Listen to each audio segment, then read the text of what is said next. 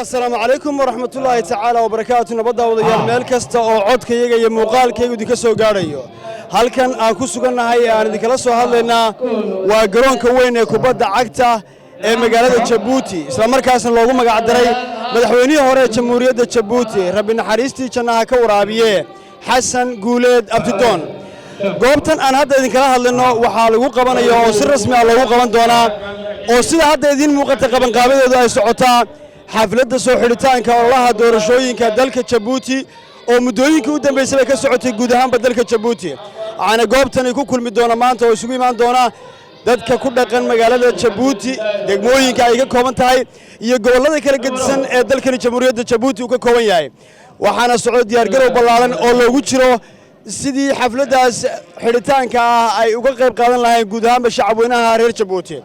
oo shantii sanaba hal mar u dareero doorasho hal qof iyo hal cod dhinaciga waxa jooga oo iyadana aan meesha ka maqnayn in guud ahaan hawlwadanada telefishinka caalamiga ee badda cas 24 ay si habsamiya uga qayb qaadanayaan ololaha doorashooyinka dalka Djibouti maanta oo ay xidhitaankii tahayna ay guud ahaan shaqaalaha telefishinku goobjoog yihiin garoonka kubadda cagta ee magaalada Djibouti dhinaciga waxa joogan مسؤولك تلفزيون كبدة عس 24 دلكن Djibouti محمد عبد الرحمن حبيب كسرو بدل ما سنت نجيب عبد الوليد وصاو شيء نجيب كدب لبط الضباط أو دورشة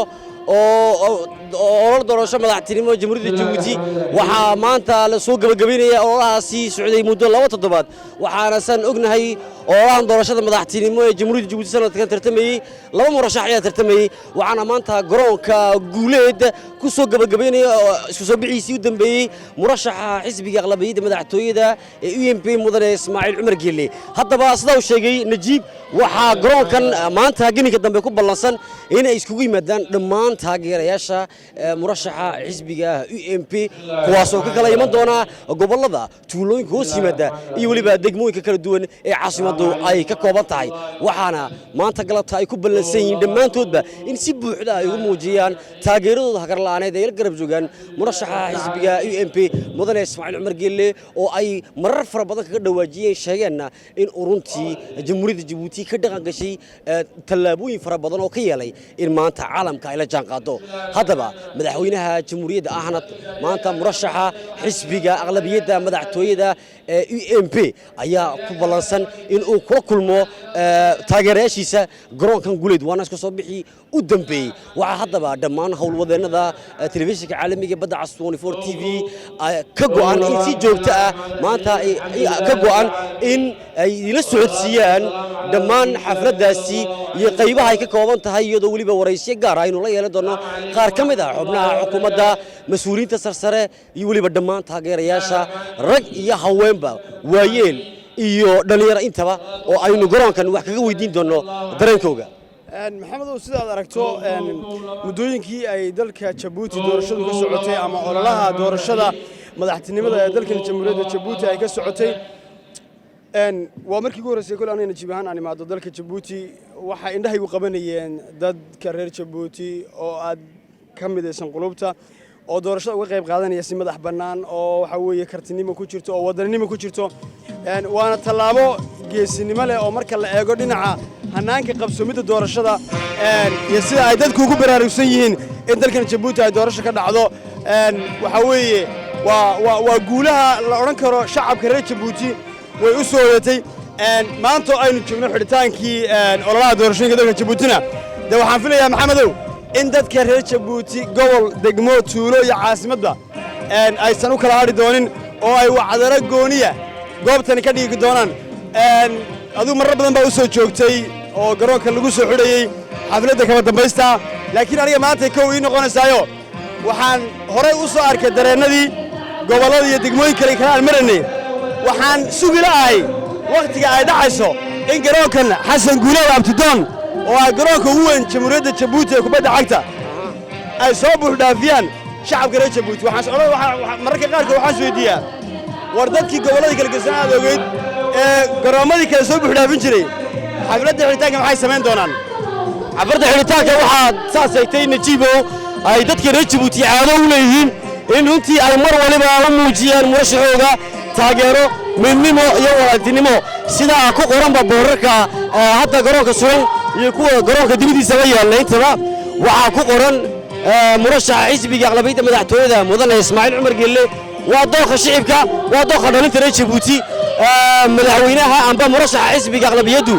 waxa uu isku soo sharaxay doorashada kadib xilligii dhalinta reer Jabuuti oo ul iyo diirkeed ah ay si buuxda bannaanbax ballaaran dalka uga dhigeen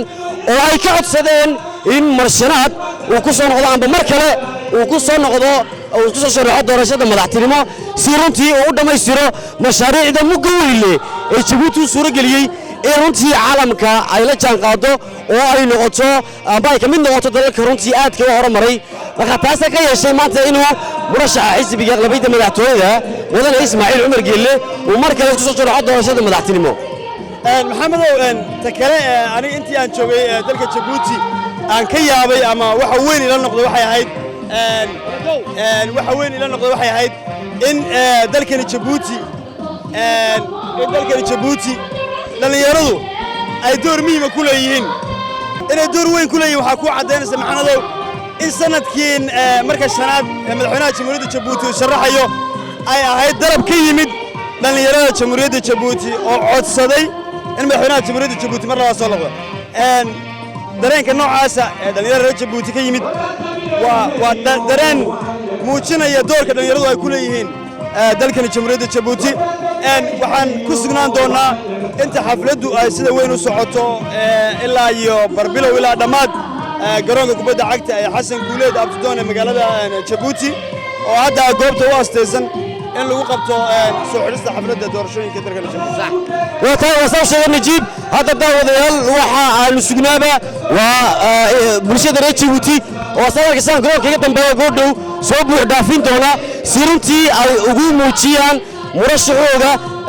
mudane Ismaaciil Cumar Geelle murashaxa xisbiga UMP taageerada buuxda ee mar waliba ay la garab joogaan muddo 2 toddobaad ayay madaxweynaha jamhuuriyadda daba socdeen aan ilaahday muddo 2 toddobaad ayay la socdeen murashaxa xisbiga UMP kolba goobta uu gaaro si mar walba ay ugu muujiyaan taageerada ay u hayaan hadday noqoto gobolada koonfurta iyo gobolada waqooyiga iyo waliba caasimadda intaba waxa mar waliba ay u muujiyeen sida had iyo jeer ay ugu kalsoon yihiin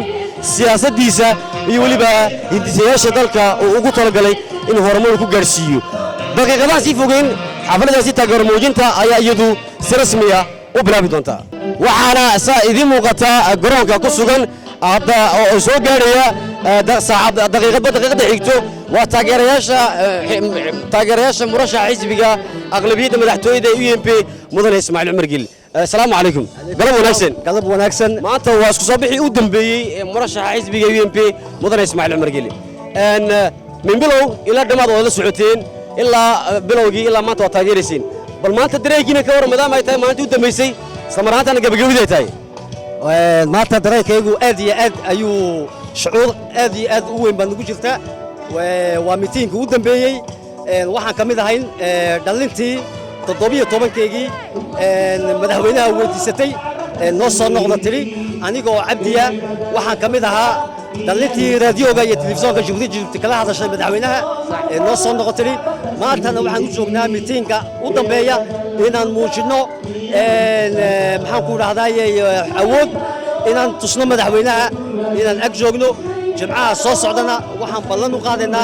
هدانا يحفظ اللحد واحد بلنا قادنا بقول كيو بقول إنان وفوتين دونو إنان توسي دونو هدوا الله يرادو حقا نشوفنو. السلام عليكم ورحمة الله وبركاته. مقعيق وعصب عبد الله سعيد وحا كسعود عافد اللحاد براشامو قيبت براشامو لو يقانو أنا قد كمد على إسماعيل عمر وحموها إنانا وجعيل والدين تيدي كده حوي يا راينا أموغ إغيتيه وين وحنو هينو مدحوينا يقا أبو أنت الله شاي أنا كمد علينا ليناي إتكلنا قعنتيدو ما تقانو dadkina ababiyana cid kalena nama barin RBB mooyaan cid kalena qaana ma jirto reer kartasiisna abshir dhaabo xaqaagay wada yihiin السلام عليكم ما شاء الله maanta farxadda soo koob karayo maanta jeenka aabaha qaranka iyo hooyada qaranka waan salaamaya waxaan leeyahay noolaada amnigiin waan dheeraado jiro jooga waxaad qabateen baa muuqda maanta guushu iska cadahay waligaa wahay baan ku leenahay aabo toujours avec toi ani hay baan ku leenahay waxaan ku suganahay sidaan horeba idinku sheegnay garoonka kubadda cagta ee weyn ee magaalada Jabuuti ee lagu magac daray madaxweynihii hore jamhuuriyadda Jabuuti rabbi naxariista janaa ka waraabiya Xasan Guuleed Abdidoon waxaa socota xafladda qabanqaabada ama u diyaar garowga soo xidhista xafladda ololaha doorashooyinka madaxtinimo ee dalka Jabuuti dhinaca waxaa jira mid ka mid ah abuurada dalka jamhuuriyadda Jabuuti magacaygu waxa weeyaan Cabdirasaaq Axmed Muumin kamid ah shaqaalaha wasaaradda guryeynta maxaad ugu tala gashay maanta inaad kaga qayb qaadato xafladani waxaan ugu tala galay munaasabadani kandidaatiirka shanaad ee madaxweynaha mudane Ismaaciil Umar Geelle inaan ka idhaahdo maase yar aan kaga qayb galo insha Allah hayo weynoo ku bilaabiyaa waxay ku saabsan tahay aragtida dhalinyarada reer Jabuuti ayay ka turjumaysaa maasadeedo iyadoon aan idinku bilaabay waxa weeye ubixii dhulkeenni iyo dhallinyaradii baa kule ana dhigina noo joog dhulkaad ehel u tahay iyo dhallinyarada joogtee adhayeelin adoon dhugan dhambaalka aan ku leenahay dhulkuna wuxuu ku leeyahay dhammow kaama maarmee dhurwaayada ciyaaya ha ii dhaafin dhilada ha ii dhiibin dhoohane dhibtayda aan arkayno dhaydana cid kala siin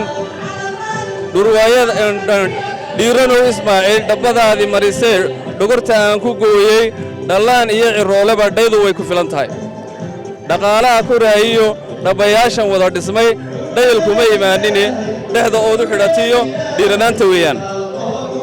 dhulku kaama maarmee dhuuxu waxaan ku leeno dabbadaa ku sii soco marka dhinaca maasada kale laga yimaado